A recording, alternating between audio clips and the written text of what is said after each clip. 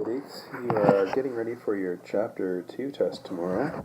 You are responsible for Section 2.1 on ratios, 2.2 on rates, and the assignment you got back today, assuming you handed it in on time last week, 2.3 on proportional reasoning.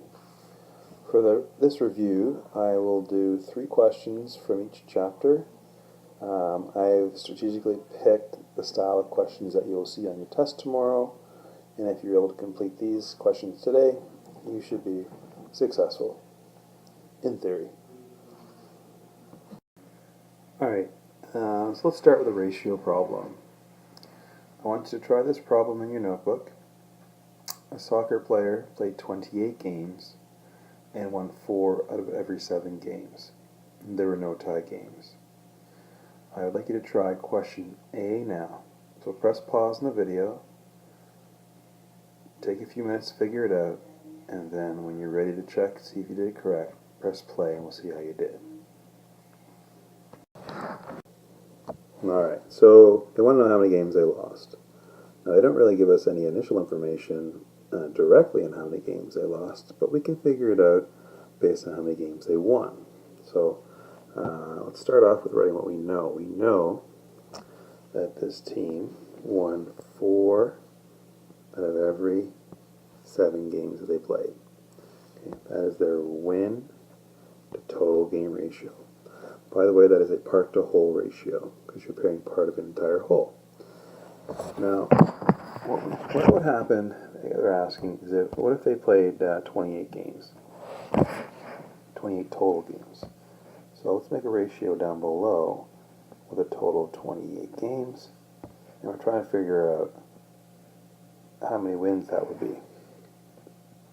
Now I know that isn't figuring out the losses like question A asks, but let's just do this anyway and see if we can work our way towards the answer. So 4 wins for a total of 7 games. What if they played a total of 28 games? How many wins would that be?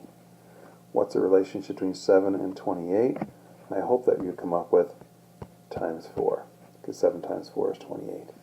And then you do the same thing on this side as well, and then you figure out that they actually won 16 games. Okay? So that's not our answer yet. That's actually how many wins that they won, right? This is the win column here. But what we could do is we could ask ourselves the question, let's see here, move that all up there. If they won 16 out of the 28, how many did they lose? Well, you should be able to take the total, 28 games, and sort of here, and then subtract their wins, which in this case was 16. 28 minus 16 is 12. So they end up losing 12 games. So the answer to question A is they lost 12 games. So they won 16 and they lost 12. Alright, press pause and try part B. They want to know what was the team's win-loss ratio. Press pause and try this now.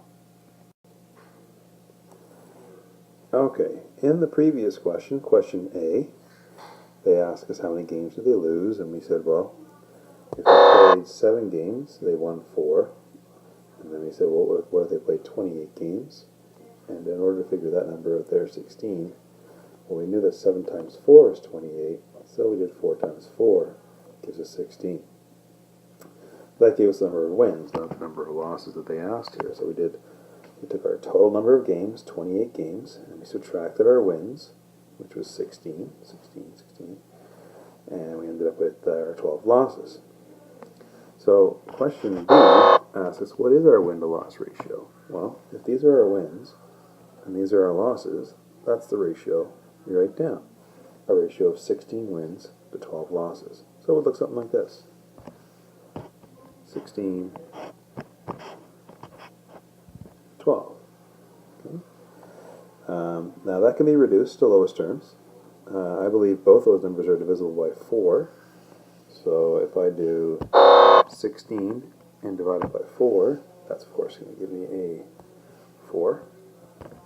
And 12 divided by 4, it's going to give me a ratio of 4 to 3. So my win total loss ratio in lowest terms is 4 to 3. Okay, I'd like you to press pause now and try question C. Okay, so if I was looking at question C, I'm trying to figure out what ratio am I going to use. And they're asking about how many losses I would expect after they've won 20 games. So my ratio is going to involve losses and wins. And if you recall from the previous question B, our win-loss ratio was a ratio of 4 to 3. And so the win-loss, so it's a win, and this is the losses. Now, once they've won 20 games, that's the question. What would happen after they've won 20 games? How many losses would you expect? Well, I'm going to line up the wins with the wins. So here's 20 wins down the bottom. And I want to know, well, how many losses would that be? Well, again, you look at the relationship between the 4 and the 20. And that's going to be a, get the pen there, that's going to be times 5. Because 4 times 5 is 20. So 3 times 5 is your answer. In this case, you should have gotten 15 losses. If you got 15 losses for C, give yourself a pat in the back. You got that question correct. You will see a similar question tomorrow on your test. Alright, grade 8s. Thanks for doing that first question. As your reward, you get to look at a video of my cats. And this is Lucy, the black and white one, and Nutty, the spotted one. Enjoy the video. Hi girls. How are you? You guys have a little snooze? Are you nagging? Oh, you guys are so cute. Are you guys best friends? Are you guys best friends? Yeah.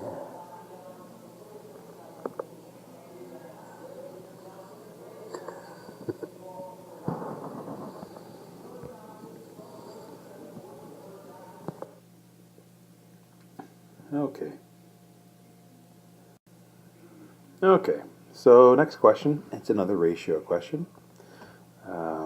Got Diane and John are making 3 cheese lasagna. The recipe calls for 100 grams of Romano cheese, 300 grams of mozzarella cheese, and 250 grams of cottage cheese. So the first question asks us, let's see here. Write the ratio in lowest terms, that's key, lowest terms, to compare these amounts of 3 cheeses, and then state the order of the cheeses. So I'll just do it in the order of the problem. They got the Romano first, the mozzarella second, and the cottage cheese third. So let's just move the problem over to the side here for now and write down that ratio. So we've got Romano. We got 100 grams of Romano cheese. We've got 300 grams of mozzarella. And then we've got 250 grams of cottage cheese. So that's my ratio, but not in lowest terms. Now I notice these all end in 0, so I know they're divisible by 10. So I can get a ratio of 10 to 30 to 25. Now I also know that numbers that end in 0 are also divisible by 5, and the numbers that end in 5 are divisible by 5. So let's divide these all by 5. So 10 divided by 5 is 2. 30 divided by 5 is 6. And 25 divided by 5 is 5. So the answer to question 1 would be 2 to 6 to 5. The ratio in lowest terms of Romano to mozzarella to cottage cheese. I did question A for you. I'd like you to press pause now, and I'd like you to attempt question B, which asks us, what amounts of Romano and cottage cheese do you need to make lasagna that contains 900 grams of mozzarella cheese? Hint, use equivalent ratios to help you. So press pause now, try the question, and then come back and see how you did. Alright, so let's take a look at this question here. Again, we're looking at question B. Okay.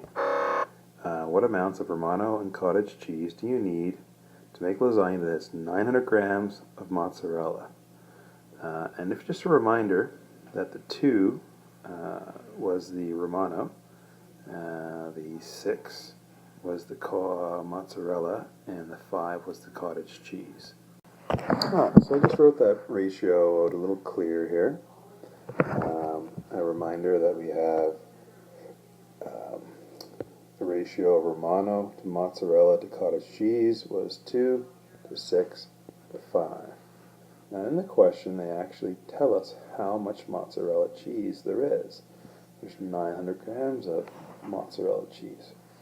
So I need to draw another 3-part ratio that involves 900 grams, but I have to decide where to put it. So I've got 2 for Romano, 6 for mozzarella, and 5 for cottage cheese. Well, if they tell me 900 grams of mozzarella, then I need to put 900 grams directly below the mozzarella number of 6. So I'll do that now. So there's 900 grams of mozzarella, and I need to figure out how much Romano and how much cottage cheese that particular recipe would require. Well, what am I supposed to do there? Well, I need to look at the relationship between the 6 and the 900. Okay. And that's done simply by taking the larger number, 900, dividing by the small number, and that's going to give you the multiplier. What do you multiply 6 by to get 900? Well, the easiest way to do that is go 900 on your calculator, divide it by 6, and you'd end up getting an answer of 150 as your multiplier. So 6 times 150 is 900. So how much Romano would you need? Well, times 150, that's 300 grams of Romano. And over here, 5 times 150, that would give so 5 times 150, for the last question, you should get an answer of 750 grams of cottage cheese. So if you got the answer 300 for the Romano, correct, and you got the answer for 750 grams for cottage cheese, you are correct. The multiplier for all of these was 150, 150, and 150. Alright, now this is the next and last ratio question. Above you'll see a picture of the Colquitt Spiritware that's due to come in any day now.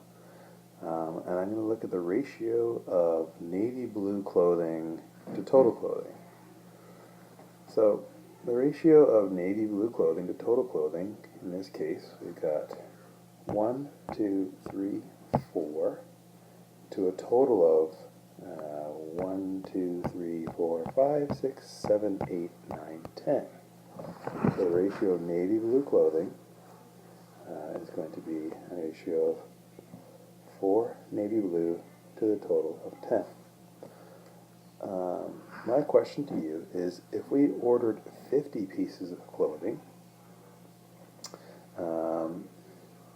how many pieces of that clothing would be navy blue? Press pause and try this question now. Alright, welcome back. If you're just joining us, we've been doing math with Mr. C, and we've been looking at Colquitt Spiritware. And we talked about the ratio of navy blue clothing to total clothing was a ratio of 4 to 10. And I asked you, if we ordered 50 pieces, how many pieces would end up being navy blue? So what I was hoping you'd do is you'd set up a little ratio of 4 over 10. Now you know that 10 is the total number of pieces, so you put the total number of pieces 50 over here. Your multiplier is times 5, multiplier is times 5. 20 pieces will be expected to be navy blue. Okay, So that's a couple of questions to review on ratios, and that's where compare